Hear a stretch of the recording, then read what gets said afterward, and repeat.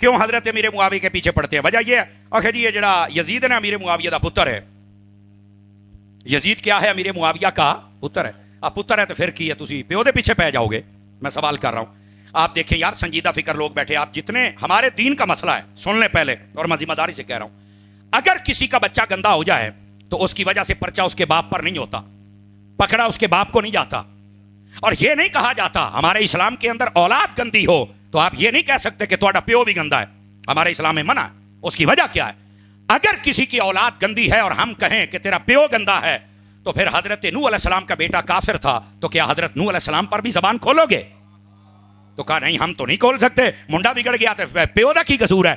मैं क्या जिमें ओथे है ना कि मुंडा बिगड़ गया तो अब्बे दा कसूर नहीं है, इस तरह यजीद बिगड़ गया तो अमीर मुआविया दा कसूर है। यही तो मसला आपको समझा रहे हैं।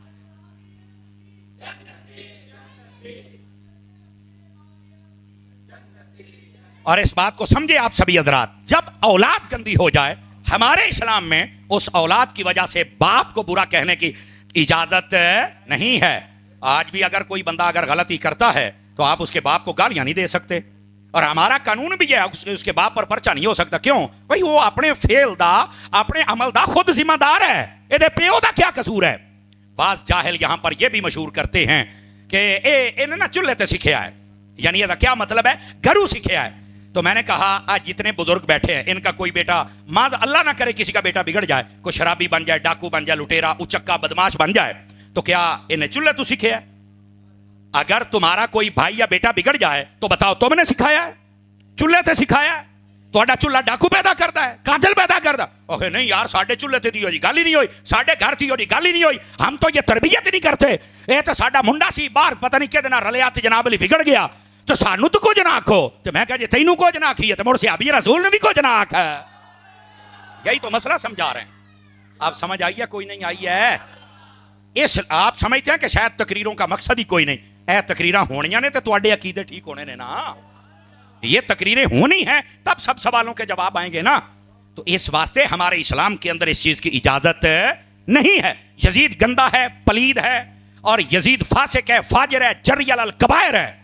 आला हज़रत साहब रहमतुल्लाह अलैह, आपने फतावा रज़िया शरीफ के अंदर यही बातें लिखी जो मैं सुना रहा हूं।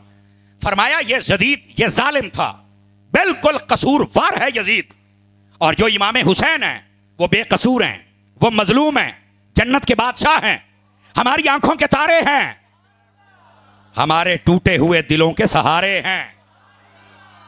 समझ आ रही है मेरी बात की? तो अर्ज ये कर रहा हूं मेरी जान, ये जो बेटा बिगड़ जाए उसकी वजह से बाप को कुछ कहने की इजाजत हमारे इस्लाम में, तो ये जो लोग जबानें खोलते हैं, आप खुदा का खौफ किया करें, वरना जब आपका कोई भाई बिगड़ेगा तो फिर मैं पूछांगा भी हुण मल्ले वाले तेरे प्यो नूं आके दब्बण ते तेरे ते की गुजरेगी, और तेरा बच्चा जदों बिगड़ेगा, डाकू बनेगा, लुटेरा ते टिकटॉकर बनेगा, तो फिर मैं पूछांगा भी सारे आके तेनू आखणगे वे तू सिखाया, तो कहना मेरा की कसूर है। तो मैं कहा पुत्र अपने गाड़ी चू पंजाली कढ़ाई जाना है। तवज्जो नहीं फरमा रहे आप हजरात? आप समझ आ रही है? आप समझ आप हजरात? और अगर नहीं थके तो इस मसले को समझो, ये आपके ईमान और अकीदे की हिफाजत के लिए बड़ा जरूरी होता है, इसलिए हम इन मसाइल को डिस्कस करते हैं। अब आ जाइए जरा अगली बात। ये जो यजीद तख्त नशीन हुआ, अब सुनिए मेरी बात, हजरत अमीर मुआविया का इंतकाल हुआ, यजीद तख्त नशीन हुआ, और इसने कहा सारे मेरी बैत करो। इसने जब मक्के मदीने में पैगाम भेजा तो यहां ये चार हस्तियां जिनके मैं नाम बता चुका, हजरत इमाम अली पाक, इमाम हुसैन रज़ी अल्लाह तआला अन्हु, हजरत अब्दुल्ला बिन जुबैर, अब्दुल्ला बिन अब्बास और अब्दुल्ला बिन उमर। समझ आ रही मेरी बात की? ये जो सहाबा इकराम अलैहिम रिदवान थे, इन्होंने कहा कि हम जब तक तू सही ना हो जाए तेरे हाथ में हाथ देकर बैअत नहीं करेंगे। मुझे एक नुक्ता समझाना है, अगर आपको समझ आ जाए तो आप बोल सकते हैं, वरना हरज नहीं है। इमाम हुसैन, हुसैनियत ये है, हुसैनी सबक ये है, हुसैनी मिशन ये है, हुसैनी रास्ता ये है कि गंदे हुक्मरान को कभी भी वोट देकर हाकिम न बनाया जाए। उस वक्त बैअत का मतलब वोट लेना होता था। तो मैंने कहा वैसे तो इमाम हुसैन की बड़ी देगें बनाते हो और सबीले लगाते हो, और जब तुम वोट देते हो तो कभी सोचा है हम किसको दे रहे हैं? इमाम हुसैन ने तो गंदे बंदे को हुक्मरान बनने की इजाजत ही नहीं दी, उसके हाथ में हाथ ही नहीं दिया। तो आप कैसे हुसैनी हैं? जब आप इंतखाब करते हैं तो कभी सोचा है हम कैसे बंदे को हाकिम बना रहे हैं? यह हमारे लिए सवालिया निशान है। जिस दिन हमने सोच लिया तो इंशाल्लाह फिर ये 2 नंबर बंदे आगे नहीं आएंगे, फिर निजाम मुस्तफा आगे आएगा। तो हुसैनी मिशन ये है, अच्छे बंदे को हुक्मरान बनाना चाहिए, अच्छे बंदे को वोट देना चाहिए, और दीन से मोहब्बत करने वाले को और जो दीन का बागी हो उस बंदे को कभी भी सपोर्ट करने की इजाजत है। ये हुसैनी मिशन है। यहां पर आके हम क्यों भूल जाते हैं? अडिले पे के सारे ये संत मौलवी सारा कोई दसी जाता है, तो बता, मैं नहीं बताऊंगा तो कौन बताएगा? मुझे बताओ ना। मैंने कुर्सी में बैठकर इसका फरीजा नहीं पूरा करना? जदों मैं मर जाना, मैं कलिया कब्रे जाना, तुसी तो मैंने को नहीं जाना। दुआ कर छड़ोगे तो सुभान अल्लाह, नहीं जाना तो मैं कल आया ना। तो कम से कम मैं ये चाहता हूं कि मैं कुर्सी का हक अदा करके जाऊं। मैं आपको बताऊं कि इस मिंबर पे अगर मैं आया था तो मैंने हक बयान किया है। कईयों को अगर नहीं अच्छा लगता तो मैं क्या करूं? वैसे सुन्नी होता ऐसा कोई नहीं, जिसको बात अच्छी ना लगे वो सुन के खुश होता है। तो हुसैनी मिशन पे आ जाइए। अब आइए जरा अगली बात भी तवज्जो तलब, और मेरे गौर से सुनने वाली बात है, सुना दूं अगर इजाजत हो तो। इधर देखें, दो किरदार थे दो मैदान करबला के अंदर। मैं अपने लहजे में सादा करके बात कह रहा हूं। एक था यजीदी किरदार और एक था हुसैनी किरदार। यजीदी किरदार क्या है? फासिक है, फाजिर है, शराबी है, कबाबी है, बेअदब है, गुस्ताख है, सूदी है, बांदर नचाता है, बेअमल है। ये यजीदी किरदार है। डाकू चक्का सब कुछ है, ये यजीदी किरदार है। हुसैनी किरदार क्या है? नमाज है, रोजा है, सजदा है, पर्दा है, अदब है, एहतराम है, सब्र है, सहाबा कराम का अदब है, अहले बैत का अदब है, और बिल्कुल पूरे मुआशरे में अमन का सबक है। यह है हुसैनी मिशन। तवज्जो फरमा रहे हैं आप हजरात? ये मैंने दो शीटें आपके सामने रखी हैं, समझ आई? दो किरदार आपके सामने, एक यजीदी एक हुसैनी किरदार। मैं सिर्फ आपसे सवाल ये करना चाहता हूं, आप मुझे बताएं, हमें हुसैनी किरदार अपनाना चाहिए या यजीदी किरदार अपनाना चाहिए? ईमान से बताइए, हम हुसैनी किरदार अपनाने में कमजोर हैं कि नहीं है? बताओ मुझे, बोलो सारे। खामोश हो गया ना? हम हुसैनी किरदार अपनाने में कमजोर हैं। हमने सिर्फ इमाम हुसैन का नाम नारों की हद तक रखा हुआ है। हुसैनी मिशन अप्लाई करो, हुसैन का किरदार अप्लाई करो, इमाम अली मुकाम के मिशन को जारी करो। नमाज भी हो, सब्र भी हो, सजदा भी हो, पर्दा भी हो, इबादत भी हो, अदब भी हो, एहतराम भी हो, सारी कायनात में लागू कर दो इन सारे असबाब को, तो फिर तो पता चले कि ये मुआशरा हुसैनी है। लेकिन है क्या? तवज्जो मेरी तरफ रखना। हमारा कसूर ये है, सारा साल अक्सर बंदे काम यजीद वाला करते हैं, यानी बेनमाजी भी हैं, फासिक भी हैं, फाजिर भी हैं, शराबी, कबाबी, उचक्के, चोर, डाकू, लुटेरे, सूद भी खाते हैं, और 10 मुहर्रम का दिन आता है तो इमाम हुसैन की देगे पका के बैठ जाते हैं। आ गई ना समझ? देखो, उतला सा उते तो तलमा तल्ले रह गया। हकीकत भी यही है, हम लोग कमजोर हैं, हम गलती पर हैं।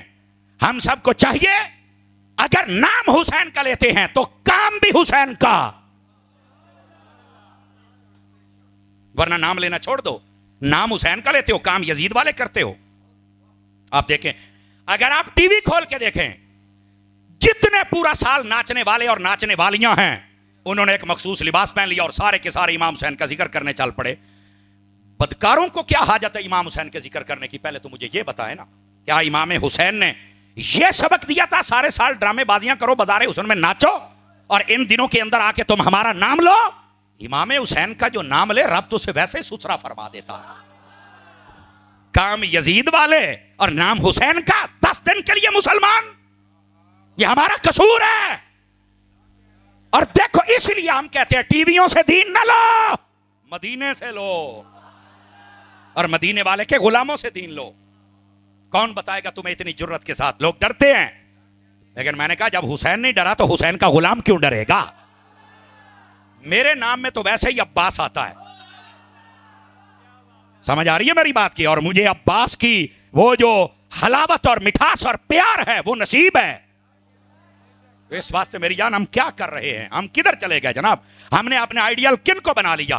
तो क्या मैं उम्मीद करूं इन बातों को समझे कि हम सब हजरात, गिरामी कदर हजरात, ये जो आज हमारे भाई अनस साहब और भाई अहमद साहब और इनके बरादरान ने महफिल की है ना, ये मैं ये नहीं कि ये जुमे पर मुझे सुनने नहीं जाते, वहां जाते हैं, हर जुमा मैं यहीं पढ़ाता हूं। लेकिन बात यह है कि यहां बात आपको वो की जाएगी जो आपके अकीदे को भी सही करे, आपके अमल को भी सही करे, और आपको इमाम हुसैन का असली गुलाम बनाए। लेकिन हमारे लिए मुश्किल होता है। अयोरिया तकरीरा मैं ऐसे अहमद नहीं तो रोके भी, खबरदार कोई बंदा ना उठे, मेरी गल सुनो, मुझे पता था आप परेशान हो जाएंगे। चूंकि हमने सुना हुआ है सोर वाला मौलवी आ जाए, कन्ना ते उंगलियां रख लवे तो जुड़ जाए जनाब, घोड़ा इंज गया तो इंज गया तो इंज गया, ये बातें सुन के रो दो कि हम घर चले जाएंगे। हम ये हुसैनियत नहीं बयान करते, क्योंकि आला हजरत साहब रहमतुल्लाह अलैह आपने फतावा रज़िया शरीफ में लिखा है कि आप जिक्र शहादत इमाम अली पाक करें, लेकिन रिवायात सहीहा हूं, रिवायात मौज़ूआ ना हूं, और आपका अंदाज वो एक नासिहाना होना चाहिए।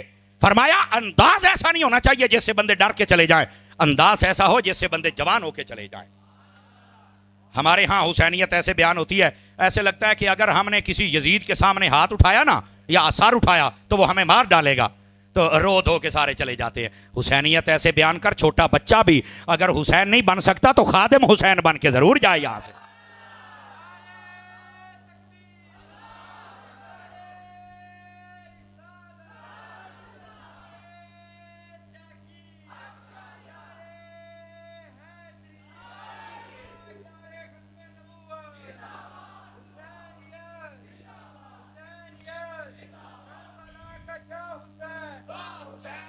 तवज्जो है मेरे हजरात की कि कोई नहीं है?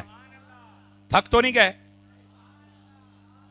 क्योंकि मैंने आगे भी चल के तकरीर करनी है, थोड़ा टाइम इनका हिस्सा है, थोड़ा उनका हिस्सा है, लेकिन एडा भी थोड़ा नहीं है। जड़ियां मैं गल्लां दसियां ने इंशाअल्लाह तुहानू घंटे च भी कोई नहीं दसेगा, जड़ियां मैं पौने घंटे दसी जाना। लेकिन बात यह है, बात थोड़ा आगे भी हिस्सा है और फिर थोड़ा क्या मसला है, थोड़ा सा रुक जाए, जेड़ा भी है उन्होंने आख पाओ, जो भी है बाद ना गल कर लेने पाओ उन्होंने जरा सुभान अल्लाह फरमाइए प्यार के साथ। बिल्कुल अब आपने दाएं बाएं नहीं देखना, असल मेरी आंखों का सेंसर बड़ा तेज है, पीछे बैठा बंदा हरकत करे मैंने पता लग जाता है। उसकी वजह यह है कि मैंने 3 साल हिफ्ज किया है, फिर 8 साल पढ़ा है, 3 साल फिर पढ़ाया है। ये उस्ताद जेड़ा होंदा उन्होंने वैसे ही अल्लाह ऐसे सेंसर उन्होंने सारा पता लग जाता भी किते हरकत होती पई है। नाराज तो नहीं हुए? आखिरी बात करके फिर मैं आपसे इजाजत चाहूंगा, आखिरी बात कर रहा हूं, लेकिन इस बात को आपने समझना है। क्या उम्मीद करूं कि आप समझेंगे मेरी बात को। बात आपकी खिदमत में अर्ज कर रहा हूं और बड़े गौर से सुनने वाली बात है, अल्लाह करे मेरी जबान पे आसान हो जाए, मैं जनाब को समझा पाऊं। इमाम अली पाक रज़ी अल्लाह तआला अन्हु आपका पैगाम क्या है? मैं जिम्मेदारी से कहता हूं, जितना मुताला मैंने किया, जो मुझे समझ आया, इमाम हुसैन का पैगाम अमन है। इमाम हुसैन का पैगाम, आप कहेंगे तारी साहब वो कैसे? इमाम अली पाक जब देखा ना कि यजीद के बंदे मदीने में आ गए हैं और यहां माहौल खराब करना चाहते हैं, इमाम हुसैन एक इशारा करते तो उनको टुकड़े कर दिए जाते, माहौल बदल जाता। लेकिन आपने फरमाया मैं यहां बदअमनी नहीं चाहता, हुसैन अमन का नाम है। समझ आ रही मेरी बात की? इमाम पाक रज़ी अल्लाह तआला आपने मदीना छोड़ दिया, और मदीना इसलिए छोड़ा था कि यहां लड़ाई झगड़ा ना हो जाए। अभी तो किसी को नहीं पता था कि ये करबला जाएंगे, शहीद होंगे, ये मंजरनामा ही नहीं बना था। सिर्फ यहां यजीद के बंदे थे जो कहते थे बैत करो, आपने कहा मैंने नहीं करनी जब तक इत्मीनान ना हो जाए। उन्होंने जब ज्यादा ही तंग करना शुरू किया तो आपने मदीना छोड़ा और आप मक्के में चले गए। तवज्जो है मेरे भाइयों की? जब आप मक्के में पहुंचे ना, रजब की आखिरी तारीखें 27 रजब थी जब आपने मदीने से सफर शुरू किया, 3 या 4 शाबान को आप मक्के में पहुंचे। मक्के में पहुंचे तो यजीदियों को पता चला वहां हैं, तो पहले तो वहां भी गए, लेकिन हुआ क्या, उन्होंने इंतजार किया थोड़ा सा। इधर देखें, शाबान, आगे रमजान, फिर जुल्कादा और फिर जुल्हज। उनको पता था कि जब हज का महीना होगा तो इमाम हुसैन करेंगे हज,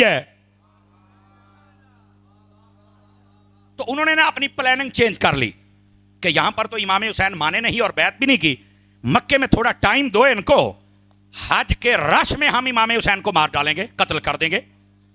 सोचिए जरा यजीद और इसके कारिंदे कहां तक पहुंचे। अब हुआ क्या, तवज्जो मेरी तरफ। इमाम अली पाक इतने दिनों में वहां थे ना, मदीने में भी राब्ते में थे, मक्के के लोग भी आपके पास आते थे और आप बातचीत कर रहे थे, और इधर से जो कूफे वाले थे उन्होंने ना खत लिखना शुरू कर दिया इमाम पाक को। चूंकि कूफे में हजरत अली भी रहे थे, हजरत इमाम हसन भी, इमाम हुसैन भी, तो वह बड़ा इनके साथ गहरा ताल्लुक रखते थे। उन्होंने ना वहां से खत लिखे कि यजीद ने यहां अपना एक इमाम बनाया है, आप हमारे यहां आके इमाम बन जाएं, हम उसके इमाम के पीछे नमाज नहीं पढ़ना चाहते, आप हमारे इमाम बने। इमाम हुसैन को 150 खत भी आ गए। ये इस तकरीबन 3 महीनों के अंदर ये सारा प्रोसीजर चलता रहा। इमाम पाक को पता चला कि ये यजीदी मुझे हज के रश में मार देंगे। इमाम पाक ने हज से 1 दिन पहले, यानी जिस दिन हज का इहराम बांधना है ना 8 को, आपने 7 को मक्का छोड़ दिया। क्यों छोड़ा? अब ये भी एक नुक्ता है, बाज लोग इस पर इतराज करते हैं, जो खारजी है ना वो इतराज करते हैं, इमाम हुसैन को क्या पड़ी थी, आप यार हज तो कर लेते, आपने हज नहीं किया। तो मैंने कहा जालिम, ओ इमाम हुसैन ने 25 हज पहले किए हुए थे, और अगर एक छोड़ भी दिया है तो उसमें कोई वजह है, पहली बात। दूसरी बात यह है इमाम हुसैन को पता था, नुक्ता समझिएगा, कि अगर इस रश में मैं शहीद हो गया तो मेरा कातिल नहीं मिलेगा। चूंकि रश में कातिल नहीं मिलता, हजरत उस्मान गनी का कातिल आज तक नहीं मिला। रश के अंदर बंदा मर जाए तो कातिल है नहीं मिलता। ये बेनजीर जब मरी थी, रश में मारी गई, आज तक उसका कातिल नहीं मिला। हालांकि जदीद दौर, तेज दौर, कैमरे का दौर था, लेकिन कातिल नहीं मिला। रश में बंदा मर जाए, कातिल नहीं मिलता। और क़यामत तक के लिए इमाम हुसैन का कातिल छुप जाता अगर आप रश में शहीद हो जाते। इमाम हुसैन ने फरमाया, मैंने शहीद होना है, मैं कातिल नूं इंज दा नंगा करके मारांगा, क़यामत तक मेरा कातिल छुप नहीं सकता है।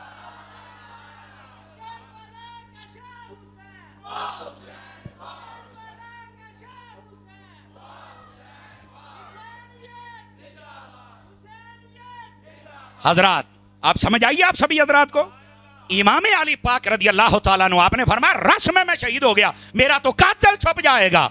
तो फरमाया लोग तो क़यामत तक ढूंढते रहे। ना, फरमाया मैं कातिल और कातिलों के सहूलतकार इन सबको ऐसा वाज़े करूंगा, कोई छुप नहीं सकेगा। तो आपने हज छोड़ दिया और आप वहां से करबला की जानिब चल पड़े। लेकिन रुकना, करबला की जानिब नहीं, कूफा की जानिब। और यहां पर भी एक नुक्ता है, और वो नुक्ता पता क्या है? ये 3 महीनों के अंदर सहाबा कराम जितने मौजूद थे, चूंकि 50 सालों के बाद नबी पाक के पर्दा करने के ये वाकया पेश आया, अक्सर सहाबा कराम पर्दा कर चुके थे। जो मौजूद थे वो बहुत कम थे, और जितने थे वो सारे पूरी दुनिया में फैले हुए थे, करीब नहीं थे, करीब तो बहुत थोड़े थे। और जितने थे उन सब ने इमाम हुसैन को रोका कि आप ना जाएं, ये कूफी बेवफा लोग हैं, आपके नारे जरूर लगाते हैं पर हैं झूठे। ਇਹਦਾ मतलब झूठे नारे नहीं हुसैनियत दे लाने चाहिए। यही मैं आपको समझा रहा हूं, नारे लाने तो सच्चे ला। समझ आ रही है? झूठे हुसैनी ना बनो, सच्चे हुसैनी बनो। वो कूफी हैं जो झूठे हुसैनी, जब इमाम पाक गए तो वफा ना कर सके। लेकिन अब हुआ क्या, गौर से सुनने वाली बात है मेरे अजीज। इमाम पाक ने सहाबा कराम से मशवरा किया, ठीक है अगर तो मुझे नहीं जाने देते तो क्या करना चाहिए? तो सहाबा ने कहा आप ना वहां बंदा भेज के कोई हालात मालूम करवाएं, आया कि वो सही कह रहे हैं या नहीं। आपने हजरत मुस्लिम बिन अकील को भेजा, और आपको पता है मुस्लिम बिन अकील पता कौन है? ये हजरत अली और मुर्तजा शेर खुदा रदी अल्लाह तआला अन्हु आपके भाई के बेटे हैं, यानी इमाम हुसैन के चचा के बेटे हजरत इमाम मुस्लिम बिन अकील। तो आपने अपने करीबी बंदा, अपने घर का बंदा और अहले बैत का बंदा भेजा। वो गया कूफे में, तो कूफे वालों ने पहले दिन ही 18,000 बंदों ने बैत की, दूसरे दिन 40,000 बंदे हो गए। आपने खत लिख दिया कि जनाब आप आ जाएं, ये तो बंदे वाकई आपको इमाम बनाना चाहते हैं तो आप आ जाएं। यहां पर ना इक्तदार की जंग थी, ना आप जंग के लिए गए थे, उन्हें इमामत वास्ते सदिया सी, ऐनी गल सी। यहां जी इमाम पाक तो दीन बचाने गए, तो सहाबा क्यों नहीं गए? और मैंने कहा गए थे इमामत के लिए, इमाम वास्ते सदिया सी, लेकिन मुक्तदी 2 नंबर निकले कि जदों यजीद ने लाला दिता थे यजीद के नाल हो गए। हुसैनी वो थे जो मदीने में भी हुसैन के साथ थे, मक्के में भी हुसैन के साथ थे, और करबला में भी हुसैन के साथ खड़े रहे। समझ आ रही मेरी बात की? इमामत के लिए बुलाया था, यहां इक्तदार की जंग ही नहीं है। कैसे आप तवक्को कर सकते इमाम हुसैन इक्तदार की जंग लड़ेंगे? और जंग के अंदर बंदा 6 माह के बच्चे लेके जाता है, जंग के अंदर बंदा औरतों को लेके जाता है। इमाम जंग करने नहीं गए थे, उन्होंने इमामत के लिए बुलाया था। इमाम पाक ने जब अपना बंदा भेजा तो उसने वहां पर खत लिख दिया कि आप आ जाए। उधर से यजीद को पता चला तो उसने वहां का गवर्नर बदल दिया, इब्ने ज़ियाद को बना दिया। उसने बड़े बड़े जितने लोग थे सबको कैद किया, कहना मैं तुम कत्ल कर देना, नहीं तो सारे मुस्लिम बिन अकील की बैत तोड़ दो। उन सब ने तोड़ दी। ये थे झूठे। मजा आ जाता ना, कहते जो मर्जी कर ला, हम आले रसूल को नहीं छोड़ सकते। लेकिन झूठे निकले, 2 नंबर निकले, बेवफा निकले। बेवफा ना हुसैनी बनी, बावफा बनना है। समझ आ रही मेरी बात की? अब हुआ क्या, उन्होंने जब खत लिख दिया, पीछे से हजरत मुस्लिम बिन अकील, उनको शहीद कर दिया गया। वाकया लंबा है, मैं सिर्फ आपको सूरत मसला समझा रहा हूं। आप जब शहीद हो गए, इधर से हजरत इमाम अली पाक में निकल पड़े। हजरत इमाम मुस्लिम बिन अकील का खत हजरत इमाम हुसैन को मिल गया। आपने पढ़ा कि भाईजान आप यहां पर आ जाएं, ये बंदे बिल्कुल 40,000 बंदों ने आपकी बैत का लिया, आप तशरीफ ले आए। तवज्जो मेरी तरफ रहिए। इमाम हुसैन ने अपने घर का बंदा क्यों भेजा था? यह नुक्ता है। कोई और बंदा क्यों नहीं भेजा? जवाब सुनिएगा। इमाम हुसैन अगर किसी सहाबी को भेज देते या किसी सहाबी के बेटे को भेज देते और वो वहां जाके कहता कि हुजूर आप आ जाएं, और इमाम हुसैन जैसे शहीद हुए शहीद हो जाते, तो क़यामत तक के लिए भौंकने वाले सहाबा पर भौंकते रहते कि इन्हें सद के हुसैन नु मरवाया है। इमाम हुसैन ने अपने घर का बंदा भेजा इसलिए कि अगर मैं शहीद भी हो जाऊं तो कोई सहाबा पर तो जबान ना खोले।